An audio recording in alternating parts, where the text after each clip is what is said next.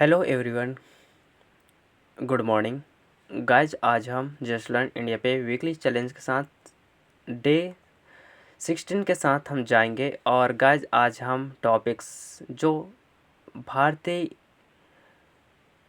तरीके से देखें तो भारतीय संविधान के बारे में हम जानेंगे। गाइज इसमें हम प्रस्तावना, प्रमुख विशेषताएं और इसके महत्व के बारे में समझेंगे।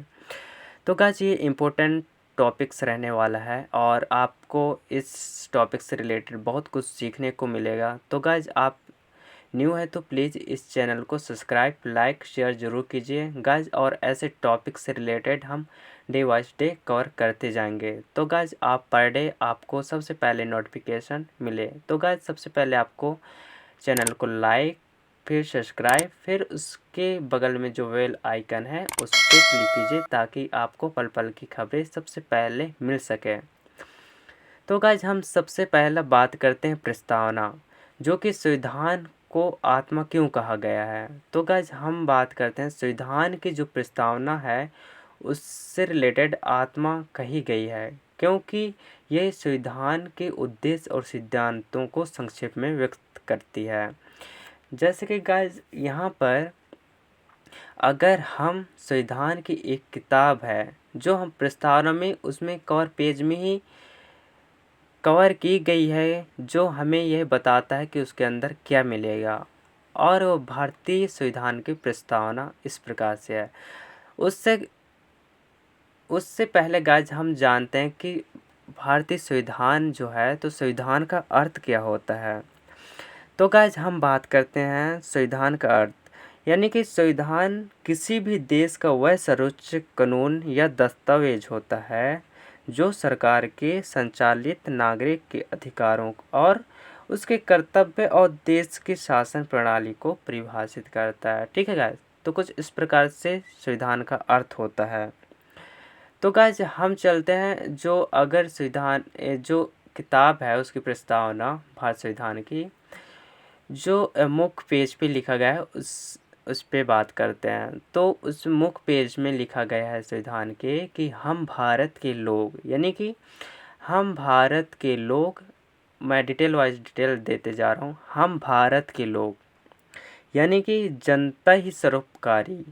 ठीक है, पहले इससे पूर्व मैं पढ़ देता हूँ, फिर उसके बाद मैं इसको टॉपिक्स वाइज टॉपिक समझाऊंगा। ठीक है गाइस, तो यहाँ हम भारत के लोग भारत को एक संपूर्ण प्रभुत्व संपन्न समाजवादी और पथनिरपेक्ष और लोकतंत्रात्मक गणराज्य बनाने के लिए तथा उससे समस्त नागरिकों को पहला है सामाजिक, आर्थिक और राजनीतिक न्याय और विचार अभिव्यक्ति, विश्वास, धर्म और उपासना की स्वतंत्रता। थर्ड है प्रतिष्ठा और अवसर की समता प्राप्त करने के लिए। चौथा है तथा इन सब में व्यक्ति की गरिमा और राष्ट्र की एकता और अखंडता सुनिश्चित करने वाली बंधुता बढ़ाने के लिए। तो गाइज इस पे ये लिखा गया है कि हम भारत के लोग, यानी कि जनता ही एक सर्वोपकारी है। इसमें लिखा है भारत को एक संपूर्ण प्रभुत्व संपन्न, यानी कि भारत भारत ना तो किसी और के देश के अधीन नहीं है। मानो तो भारत जो है किसी देश के अधीन नहीं है। और समाजवादी, तो गाइस ये समाजवादी का मतलब ये है कि समानता और न्याय। समाजवादी का अर्थ है समानता और न्याय, यानी कि हम भारत के लोग जनता ही सर्वोपकारी है और वह भारत किसी और देश के अधीन नहीं है। और समाजवादी यानी समानता और न्याय। फिर लिखा है पथ निरपेक्ष लोकतंत्र और गणराज्य बनाने के लिए। तो गाइस पथ निरपेक्ष यानी कि धर्मनिरपेक्ष, मान सभी धर्मों का सम्मान, लेकिन किसी एक धर्म पर वो नहीं, क्या बोलते हैं, समर्थन नहीं होना चाहिए, ये कहना है। मान सभी धर्मों का सम्मान करो लेकिन किसी एक धर्म का समर्थन नहीं करना है। गाइस यहाँ लिखा है लोकतंत्रात्मक गणराज्य बनाने के लिए, यानी कि लोकतंत्रात्मक यानी कि जनता द्वारा जनता के लिए जनता का शासन। समझ रहे हो गाइस। इसका कहना ये है कि जो जनता द्वारा तय किया गया हो और जनता के लिए ही हो और जनता का ही शासन चले, ये कहा गया है। यहाँ लिखा है सामाजिक, आर्थिक और राजनीतिक न्याय।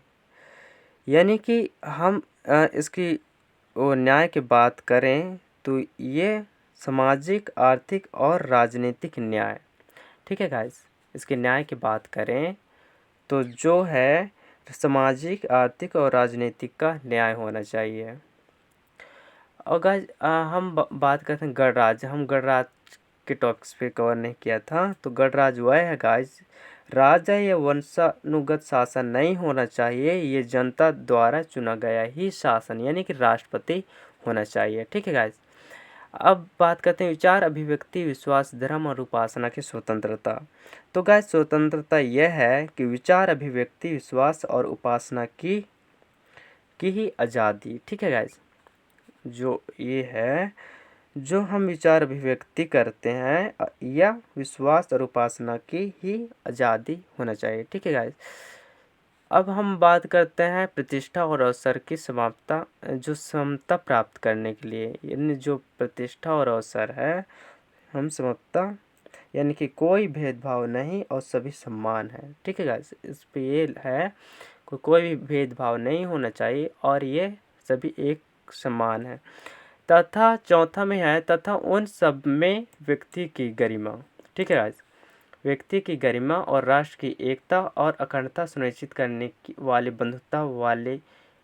बंधुता पढ़ाने के लिए, मतलब बढ़ाने के लिए, ठीक है गाइस।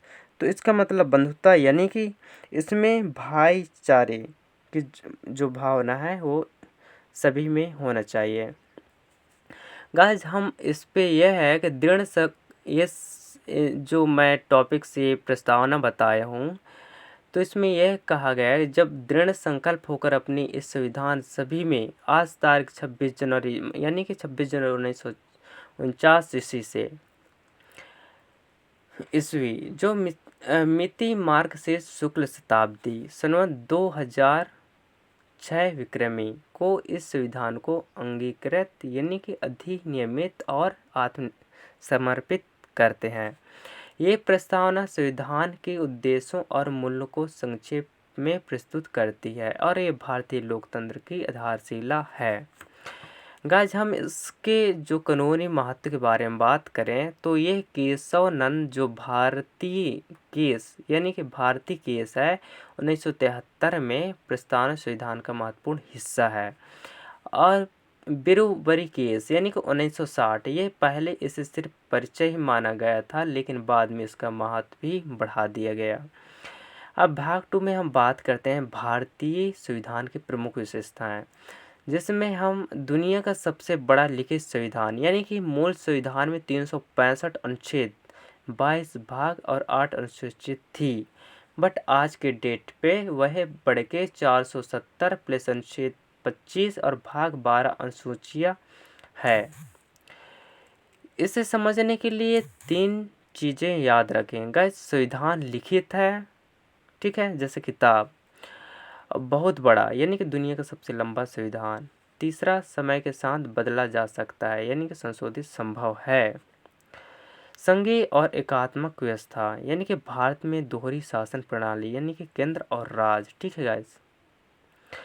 लेकिन संकट के समय में केंद्र को अधीन शक्ति मिल जाती है, जो केंद्र सरकार है उस अधिक शक्ति मिल जाती है, मतलब राज्य से केंद्र को अधिक। और उदाहरण राष्ट्रपति शासन लागू होने पर राज्य सरकार कमजोर हो जाती है। अब बात करते हैं संसदीय शासन प्रणाली यानी कि प्रधानमंत्री और मंत्रिपरिषद संसद के प्रति उत्तरदायित्व, ठीक है, जिसमें राष्ट्रपति नाम मात्र का प्रमुख होता है, असली शक्ति प्रधानमंत्री के पास होती है, ठीक है गाइस। अब बात करते हैं मौलिक अधिकार यानी कि संविधान हमें 6 प्रकार के मौलिक अधिकार देता है, जिसमें सबसे पहला है समानता का अधिकार यानी सब समान है। स्वतंत्रता का अधिकार यानी बोलने, रहने, घूमने की आज़ादी। फिर आता है शोषण के खिलाफ अधिकार, जो बाल मजदूरी, दस्ता पर रोक। फिर आता है धार्मिक स्वतंत्रता का अधिकार, मतलब किसी भी धर्म को मानने का आज़ादी, ठीक है। फिर 5वां आता है संस्कृति और शिक्षा का अधिकार, जिसमें अल्पसंख्यक को अपनी संस्कृति बनाए रखने के लिए अधिकार। ठीक है। 6वां आता है संवैधानिक उपचारों का अधिकार, जिसमें अगर अधिकार छीनने जाए तो न्याय जा सकते हैं। फिर बात करते हैं मौलिक कर्तव्य, जिसमें 42वें संविधान संशोधन में 1976 के तहत 11 मौलिक कर्तव्य जोड़े गए, जिसमें उदाहरण है राष्ट्रवाद, राष्ट्रगान का सम्मान करना, पर्यावरण की रक्षा करना, वैज्ञानिक सोच अपनाना आदि। फिर आता है नीति निदेशक तत्व यानी कि DPSP यानी directive principles of state policy. ठीक है गाइस, इसके फुल फॉर्म्स भी है, इंपॉर्टेंट टॉपिक्स है जो एग्जाम पे आ भी सकता है। ठीक है। अनुच्छेद 36 में 36 से 51 तक ये तत्व दिए गए हैं कि सरकार के मार्गदर्शन देते हैं कि उसे क्या करना चाहिए। उदाहरण जैसे मुफ्त शिक्षा, समान वेतन और गरीबी के लिए सुविधाएं।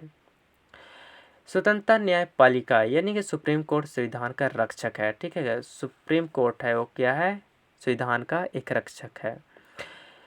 सरकार भी सुप्रीम कोर्ट के आदेशों को नहीं बदल सकती, मतलब सरकार भी है, सुप्रीम कोर्ट के जो आदेश है उसको नहीं बदल ली जा सकती है। ठीक है। संविधान में संशोधन यानी कि अनुच्छेद 368 में संविधान में बदलाव की प्रक्रिया बताई गई है। गाइस किस प्रकार से, 3 इस प्रकार से संशोधित होते हैं, जिसमें साधारण बहुमत से यानी कि आसान बदलाव, विशेष बहुमत से यानी कि थोड़ा कठिन, और विशेष बहुमत प्लस राज्यों की सहमति से। ठीक है गाइस, इस प्रकार से संशोधित होते हैं, जिसमें हम संविधान में बदलाव कुछ ला सकते हैं।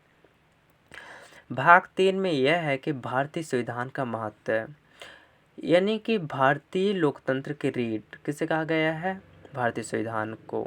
संविधान के बिना लोकतंत्र संभव नहीं है। ये सरकार को नियंत्रित करता है और हम बात करते हैं विविधता में एकता बनाए रखना, जिसमें भारत में सैकड़ों जातियों, धर्म और भाषाएं हैं। संविधान सभी को एक साथ जोड़े रखता है। नागरिकों के अधिकार की रक्षा यानी कि संविधान जो है हमें यह तय करने की शक्ति देता है कि सरकार क्या करे और क्या ना करे। सरकार को दिशा निर्देश यानी कि संविधान यह तय करता है कि सरकार कैसे चलेगी और किन नियमों का पालन करेगी। सामाजिक और आर्थिक न्याय सुनिश्चित करता है, यदि उदाहरण गरीबों के लिए सरकारी योजनाएं और शिक्षा स्वास्थ्य सेवाएं। गाइस निष्कर्ष यह है कि भारतीय जो संविधान है सिर्फ एक कानूनी दस्तावेज नहीं है, बल्कि यह हमारे जीवन का एक हिस्सा है। यह लोकतंत्र और समानता और न्याय का अधीन है। ये संविधान हमें अधिकार भी देता है कि और कर्तव्य भी सिखाता है। गाइस आपके लिए कुछ प्रश्न हैं, तो गाइस आप कमेंट में आंसर दीजिए। प्रस्तावना में कितने तत्व होते हैं, और सेकंड है संविधान में कितने भाग होते हैं। गाइस मैं इसका आंसर दे चुका हूँ, आप इस वीडियो को आप पॉज करके देख सकते हैं और इसका आंसर कमेंट में ज़रूर कीजिए। कौन से मौलिक अधिकार सबसे महत्वपूर्ण है। ठीक है गाइस, ये भी टॉपिक्स है, आप ये तीनों का आंसर कमेंट में ज़रूर कीजिए। और गाइस आप न्यू हैं तो प्लीज़ इस चैनल को सब्सक्राइब, लाइक, शेयर ज़रूर कीजिए। हम चलते हैं ऐसे वीडियो के साथ और न्यू टॉपिक्स के साथ नेक्स्ट वीडियो में। तो गाइस मिलते हैं नेक्स्ट वीडियो में। Bye bye, take care guys.